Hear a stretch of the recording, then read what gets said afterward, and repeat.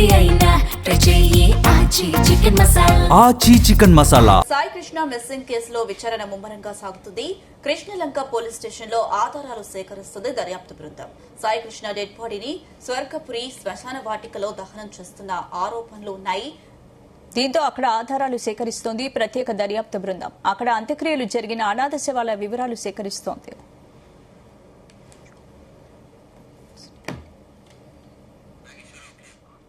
Right, ఇదే అంశానికి సంబంధించి పూర్తి అప్డేట్స్ మా ప్రతినిధి నాగేశ్వరరావు అందిస్తారు. నాగేశ్వర్,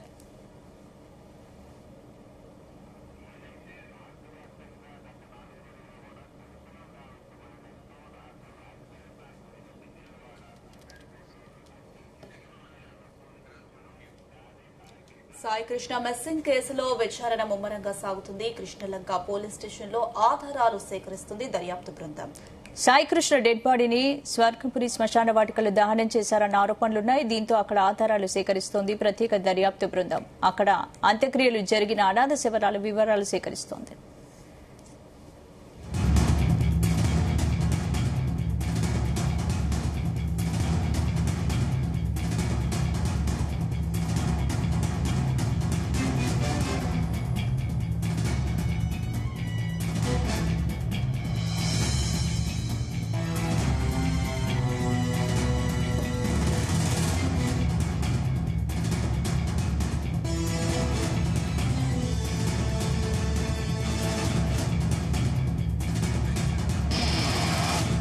ఇదే అంశానికి సంబంధించి పూర్తి అప్డేట్స్ మా ప్రతినిధి నాగేశ్వరరావు అందిస్తారు. నాగేశ్వర్,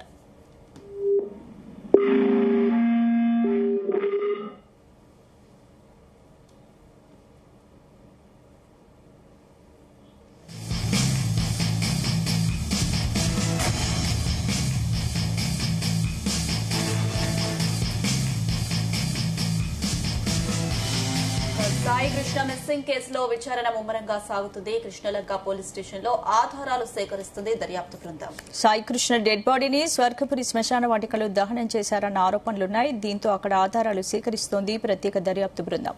అక్కడ అంత్యక్రియలు జరిగిన అనాథ శవాల వివరాలు సేకరిస్తోంది.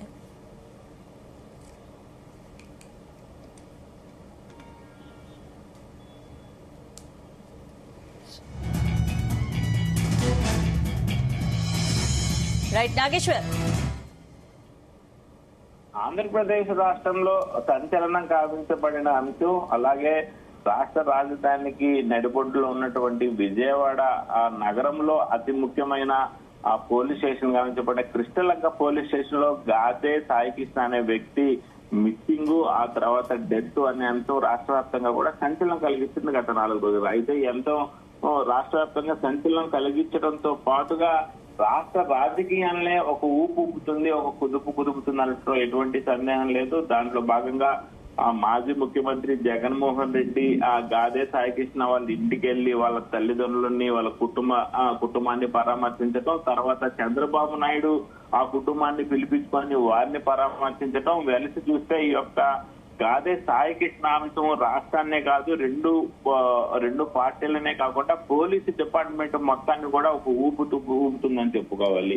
అయితే గత 2-3 రోజులుగా కూడా గత నెల 23వ తారీఖు జరిగిన ఈ యొక్క సంఘటన గత నెల 23వ తారీఖు జరిగినట్లు తల్లి మేనమామలు చెప్తున్న నేపథ్యంలో గత నెల 23 నుంచి ఇప్పటిదాకా కూడా స్పష్టతతో ఉన్న ఈ కేసు ఒక్కసారిగా లాస్ట్ 3-4 రోజుల నుంచి ఆ ఉద్రిక్తత వాతావరణము ఒక ఊపుతుందనటంలో కూడా ఎటువంటి సందేహం లేదు. ఈ నేపథ్యంలోనే సిఐని పోలీసులు మొదటగా విఆర్ కు పంపించారు, తర్వాత సస్పెండ్ చేశారు, తర్వాత పలు సెక్షన్ల మీద లాకప్ డెత్ అంటే మర్డర్ కేసు, మిస్సింగ్ కేసులు కూడా ఆయన మీద కేసు నమోదు చేసిన పరిస్థితి ఉంది.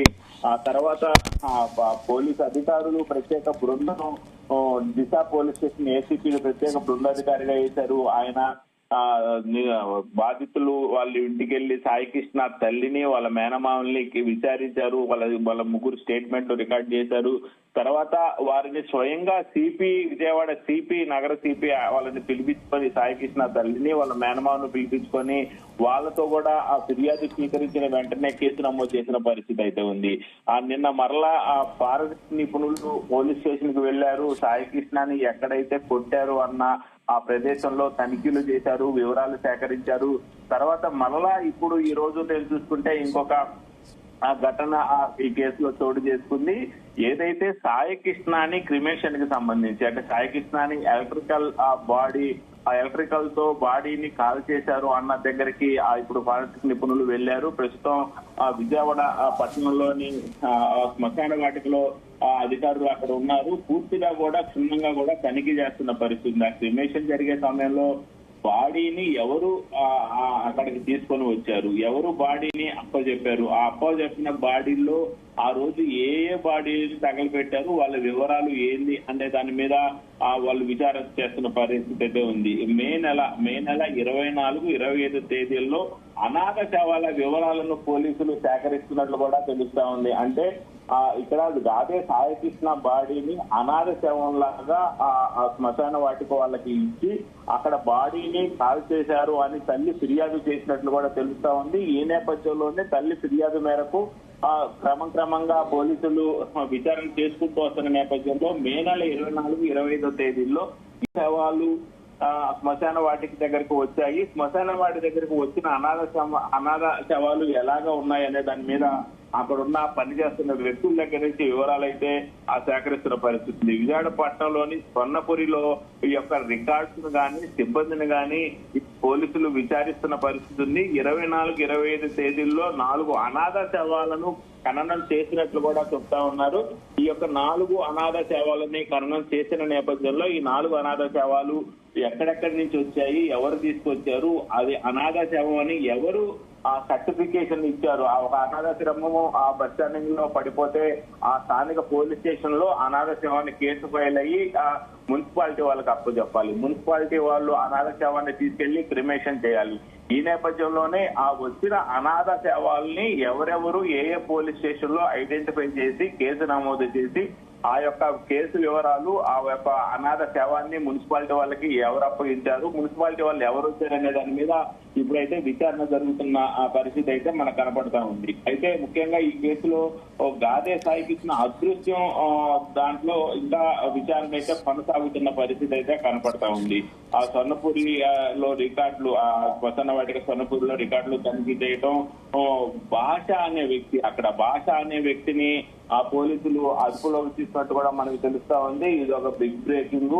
మొట్టమొదటిగా గాదే సాయి కృష్ణ అంశానికి సంబంధించి ఇప్పటిదాకా ఆ పోలీసులను గాని ఎవరిని గాని అదుపులోకి తీసుకోలేదు. కానీ మొట్టమొదటిగా కేసు నమోదైన పలు సెక్షన్ల కింద కేసు నమోదైన సిఐని కూడా అదుపులోకి తీసుకోలేదు. కానీ మొదటగా ఆ భాష అనే వ్యక్తిని అదుపులోకి తీసుకున్నట్లు తెలుస్తా ఉంది. అతని పోలీసులు విచారిస్తున్నట్టు ప్రశ్నిస్తున్నట్టు తెలుస్తా ఉంది. ఆ స్వర్ణపురిలో ప్రతిరోజు సాయంత్రం 6 తర్వాత దహన సంస్కారాలకి అనుమతి ఉండదు. ఏదైనా 6 గంటలు ప్రతి శ్మశాన వాటిలో 6 గంటలకి ముందు మాత్రమే దహన సంస్కారాలకు అనుమతిస్తారు. ఇది ఎప్పటి నుంచో వస్తున్న అదుపులు, పద్ధతి, ఆచారం. ప్రభుత్వం కూడా ఆ నిబంధనల ప్రకారమే పనిచేస్తా ఉంటది. అయితే మే 23వ తారీఖు రాత్రి 8 గంటలకు స్వర్ణపురికి 2 మృతదేహాలను తీసుకొచ్చారు పోలీసులను కూడా సిబ్బంది చెప్తున్నట్లు మనకు సమాచారం అందుతుంది. దహనం చేయటం ఇప్పుడు కుదరదని తెలిపిన ఆ భాషని ఒప్పించి మృతదేహాలని స్టోర్ చేసిన పోలీసులు మే 24వ తారీఖు ఉదయం మృతదేహాలని దహనం చేసినట్లు కూడా తెలుస్తా ఉంది. అంటే విచారణలో భాగంగా భాష ఫోన్ స్వాధీనం చేసుకున్నారు పోలీసులు. వ్యవహారాన్ని రికార్డుల్లో నమోదు చేశారా లేదా అని కోణంలో కూడా పోలీసులు దర్యాప్తు చేస్తున్నారు. ఏదైనా ఈ కేసులో నేడు భాష అనే వ్యక్తిని అదుపులోకి తీసుకొని విచారించడం, ఆ ఫోన్ సీజ్ చేయటము, తర్వాత ఆ పోలీసులు ప్రస్తుతం సాయి కృష్ణాన్ని అదుపులో ఉంచుకొని విచారించడం పట్ల ఈ కేసులో పోలీసులు ఒక అడుగు ముందేశారని చెప్పారనుకోవచ్చు. ఏదైతే చంద్రబాబు నాయుడు నిన్న చెప్పిన విధంగా రాష్ట్ర ముఖ్యమంత్రి చంద్రబాబు నాయుడు సాయి కృష్ణ తల్లిని పిలిపించుకున్న క్రమంలో నిష్పక్షపాతంగా నిజాయితీగా పోలీసులు పనిచేసే విధంగా ఉంటది, నేను హామీ ఇస్తున్నానని చెప్పారు. అలాగే గత నిన్న ఈ రోజు కూడా అలాగే కేసులో కొత్త విషయాలు బయటకు వస్తున్న ఆ పరిస్థితి అయితే మనకు కనపడతా ఉంది. స్పందన. Right, thank you Nagesh.